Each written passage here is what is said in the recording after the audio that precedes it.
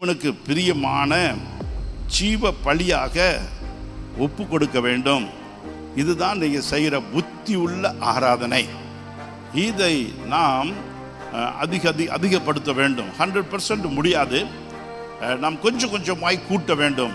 சரீரத்தை பரிசுத்தம், சரீரத்தை குறித்து தான் பேசுகிறது, மற்ற காரியத்தை குறித்து அவர் சொல்லவில்லை. சரீரத்தை முழுக்க பிசிக்கல், நம்முடைய பாடி, அதை குறித்து தான் சொல்லுகிறார். உங்கள் சரீரங்களை பரிசுத்தமும் தேவனுக்கு பிரியமான ஜீவ பலியாக நீங்கள் ஒப்பு கொடுக்க வேண்டும். இதுதான் நீங்கள் செய்யத்தக்க புத்தி உள்ள ஆராதனை.